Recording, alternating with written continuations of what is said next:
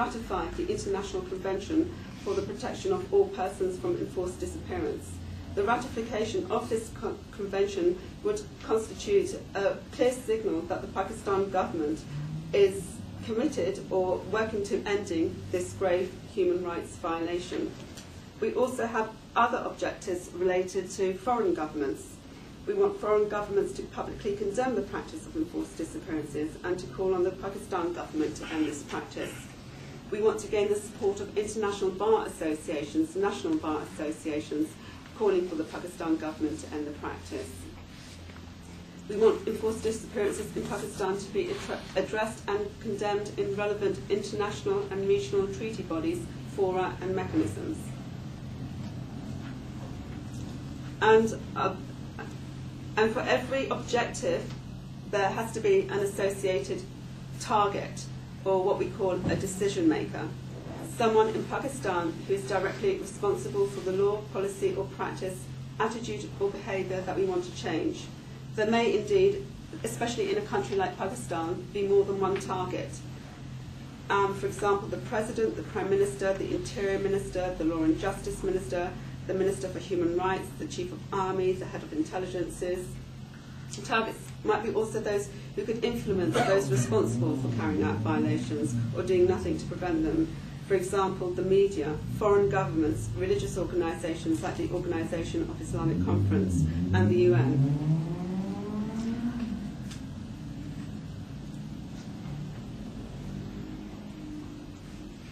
I'm now going to outline some different techniques that Amnesty International has used or suggested to our membership to campaign on in the context of enforced disappearances. Letter writing, demonstrations, vigils and media publicity are just some of the methods of campaigning Amnesty International frequently uses to promote change. Methods such as letter writing, petitions and appeals should be integrated with other techniques such as media work and lobbying. Our strategy for change is based on campaigning directed at the government of Pakistan, including advocacy, letter writing, work on individuals and events. We also engage in public actions at Pakistan embassies to mark the International Day of the Disappeared. And we also engage in coordinated international lobbying targeting key governments that have a strategic relationship with Pakistan. And of course, we also engage in media work to generate publicity around enforced disappearances.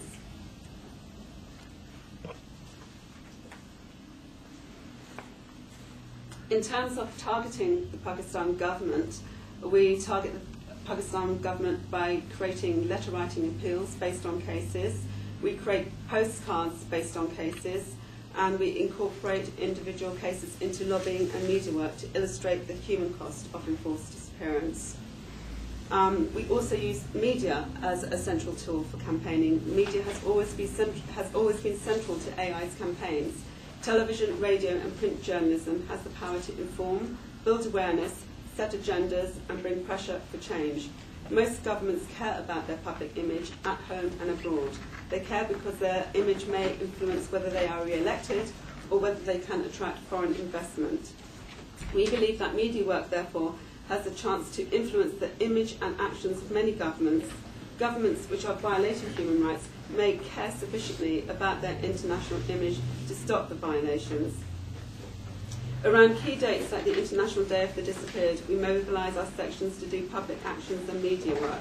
We encourage our sections to organise seminars and debates on enforced disappearances, inviting relatives, lawyers and media commentators and academics. We encourage our sections to secure op-eds and features in national newspapers or magazines, highlighting the fate of the disappeared and their families. We also encourage them to participate in radio and television debates or interviews about disappearances and other abuses.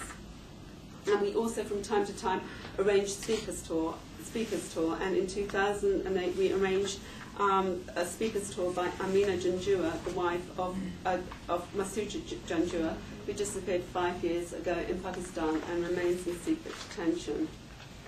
We also try to hold demonstrations outside the Pakistan embassy around key dates like the International Day of the Disappeared. And we like to try and make our demonstrations to be as creative and interesting as possible to garner media coverage.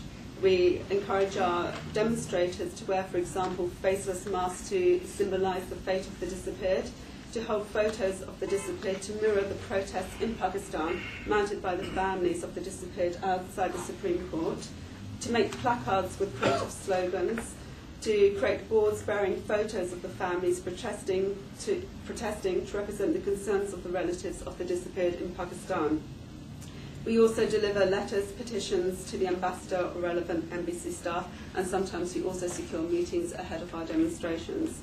We invite lawyers, relatives, judges, and human rights activists and journalists also to attend the protests, as well as Pakistani diaspora communities in various countries. We also engage in home government lobbying. We directly target the government of Pakistan. In addition to directly targeting the government of Pakistan, our country sections, for example, sections that have a key strategic interest in Pakistan, like Amnesty USA and Amnesty UK, lobby members of their own governments. We ask them to raise AI's concerns on enforced disappearances in meetings with their Foreign Affairs Department and or Human Rights Unit of their Foreign Affairs Department, to raise Amnesty's concerns or recommendations in Parliament or during sessions held by their country's Foreign Affairs Committees or Parliament groups in Pakistan. We encourage them to organise informal seminars or debates, and we ask key parliamentarians, those with an interest in Pakistan, to raise questions in Parliament or pass resolutions relating to AI's concerns.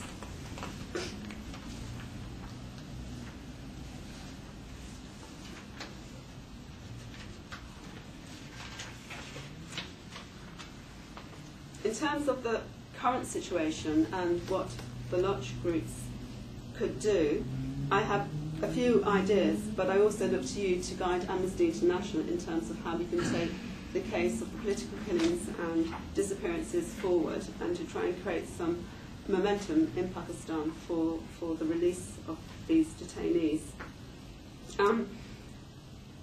I think it's very crucial for Baloch groups to engage in second government lobbying and to focus on lobbying influential foreign governments, for example the US and UK and other EU countries, and those countries that are members of the Friends of Democratic Pakistan.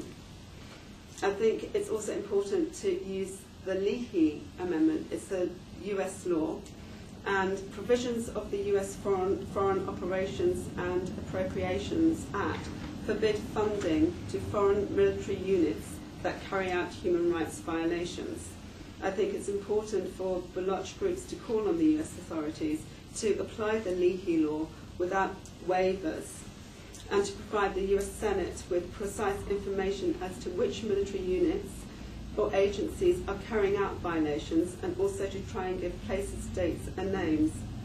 I think it's important for Baloch groups to highlight the weaknesses of the current Judicial Commission that's looking into cases of disappearances, and to bring to attention its narrow mandate.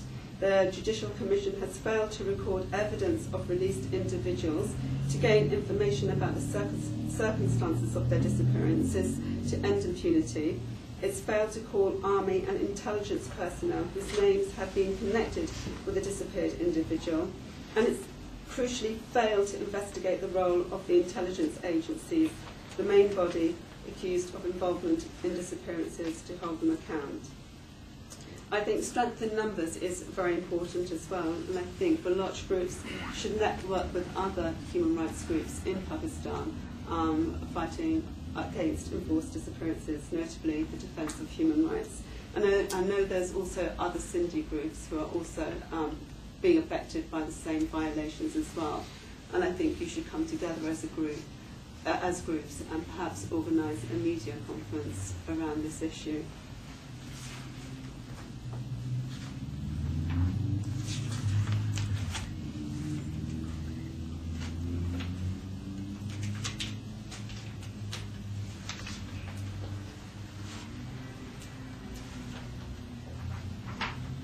And just to summarise some of the work that Amnesty International has undertaken to stop enforced disappearances in Pakistan. We've written to the Prime Minister and the President and various government ministries. We've lobbied the US as a strategic donor to Pakistan and other UK and European countries. We've continued to issue press releases and public statements on enforced disappearances. We've published opinion editorials. We've privately written to the Chief Justice to resume the judiciary's efforts to resolve enforced disappearances. We've submitted cases to the Working Group on Enforced Disappearances. We've carried out individual casework, including emblematic cases to highlight the practice and also the plight of families. We've engaged in demonstrations, web actions. We've also produced a lot of audio-visual material, including photos, audio clips, video clips, and we've also recently gathered together a portfolio of paintings by children whose fathers or brothers were disappeared. And we've also engaged in solidarity campaigns with key relatives of the disappeared. But despite all our concerted efforts and continuous campaigning on this issue, hundreds of disappearance cases still remain unresolved. And I look to some of the Baloch people in this audience to guide Amnesty International in terms of what we can do to try and redress this issue. Thank you.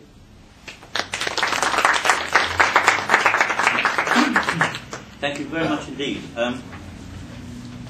Amnesty International is clearly a very important ally in our efforts to bring justice to the Baloch people. And you've given us some very useful ideas on how to campaign. I think that was a very, very useful, practical approach.